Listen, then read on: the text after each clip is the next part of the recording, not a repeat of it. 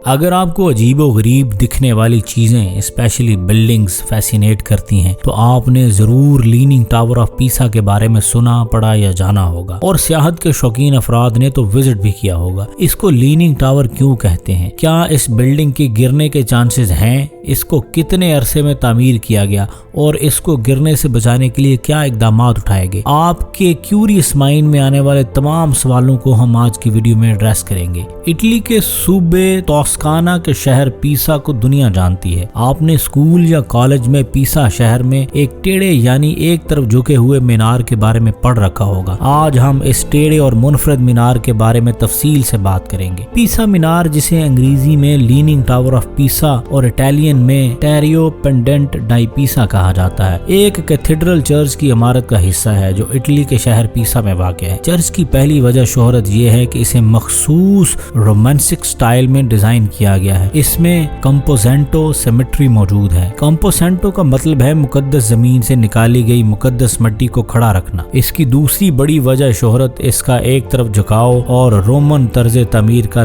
शाहकार होता है। ये बिल्डिंग दुनिया के 7वें अजूबे के तौर पर भी लोगों की तवज्जो का मरकज है। आज भी अपनी मुनफरिद तामीर की वजह से लीनिंग टावर ऑफ पीसा की इमारत को आलमी विरसे यानी ग्लोबल हेरिटेज का दर्जा हासिल है। हैरत अंगेज बात यह है कि लीनिंग टावर ऑफ पीसा की तमीर तकरीबन 200 बरसों में मुकम्मल हुई, यानी इस शाहकार की तमीर ने 2 सेंचुरीज का टाइम लिया। तमीर में इस कदर ताखीर की वजह एक तरफ इसमें पाए जाने वाले तामीराती मसाइल थे जो वक्तन फौक्तन सर उठाते रहे और दूसरी तरफ यूरोप में लड़ी जाने वाली जंगें भी इसकी तामीर में ताखीर की वजह बनी। इस बिल्डिंग की तामीर का काम 8 अगस्त 1173 को शुरू हुआ। इसकी इमारत 8 मंजिला है। झुकी हुई साइड से मीनार की ऊंचाई 183.27 फीट यानी 55.86 मीटर है, जबकि बुलंद साइड से ये मीनार 186.02 फीट यानी 56.70 मीटर ऊंचा है। ये इमारत चूंकि चर्च का हिस्सा थी, लिहाजा इसमें अभी भी वो पुरानी घंटियां मौजूद हैं जो इसकी तमीर के वक्त लगाई गई थी, लेकिन इनका इस्तेमाल अब नहीं किया जाता। अब सवाल ये उठता है कि क्या इस इमारत को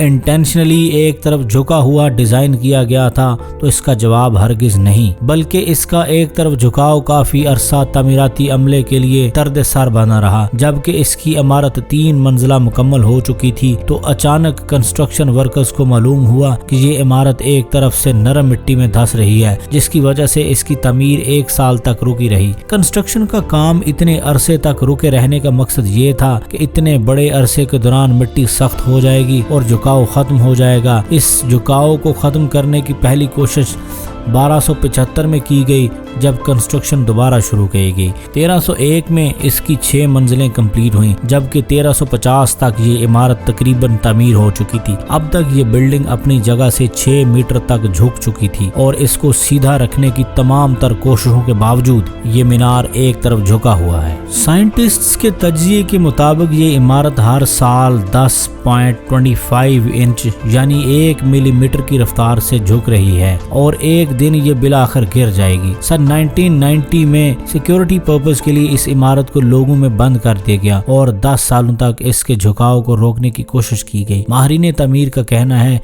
कि जदीद तरीकों से मीनार को अगले 300 सालों तक गिरने से बचा लिया गया है। ये इमारत 2001 में सयाहों के लिए दोबारा खोल दी गई थी और दुनिया भर से टूरिस्ट इस जगह का विजिट करने आते हैं। दोस्तों, इस बिल्डिंग के बारे में एक दिलचस्प हकीकत और भी बताई जाती है। गैलीलियो का नाम तो आपने साइंस में बहुत सुना होगा। गैलीलियो भी इटली के इसी शहर में पीसा में पैदा हुआ। कहा जाता है कि लीनिंग टावर ऑफ पीसा वही इमारत है जिसकी आखिरी मंजिल से मुख्तलिफ चीजों को गिराकर गैलीलियो ने ग्रेविटी के बारे में अपने एक्सपेरिमेंट किए थे। साल 1987 में यूनाइटेड नेशंस के सकाफती इदारे यूनेस्को ने इस इमारत को आलमी विरसा यानी ग्लोबल हेरिटेज करार दिया। हर साल तकरीबन 10 लाख टूरिस्ट ये टावर विजिट करने के लिए इटली के शहर पीसा का रुख करते हैं और इससे हासिल होने वाली रकम को मीनार की सफाई और बहाली के काम पर लागत के तौर पर इस्तेमाल किया जाता है। साल 2010 में इटली के इस मशहूर टावर की सफाई और ऊंचाई का 8 साला मंसूबा मुकम्मल हुआ। 10 मेंबर्स पर मुश्तमिल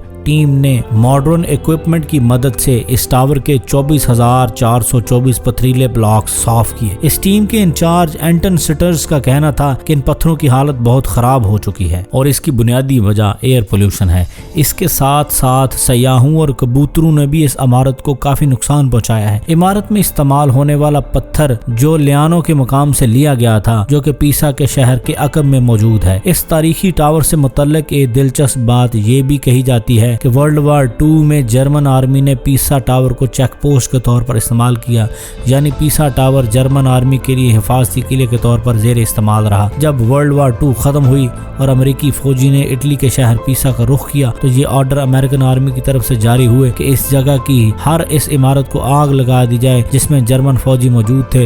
लेकिन पीसा टावर जर्मन फौज की चेक पोस्ट रहने के बावजूद इस हमले से बच गया, क्योंकि अमेरिकियों के ख्याल में ये दोनों इमारतें बहुत खूबसूरत हैं और यूं अमेरिकी फौजियों ने यह काम तो बहुत अच्छा किया कि इन इमारतों को तबाह होने से बचा लिया। और आज भी आप लीनिंग टावर ऑफ पीसा को अपनी असल हालत में खड़ा देखते हैं। और यूं ये पीसा टावर इटली के टूरिस्ट पॉइंट में से आज भी दिलचस्प अहमियत रखता है और बहुत ज्यादा लोग इसको विजिट करते हैं। तो क्या आप इस लीनिंग टावर को देखने की ख्वाहिश रखते हैं या देख चुके हैं? अपनी राय जरूर दीजिएगा। मिलते हैं नई वीडियो के साथ।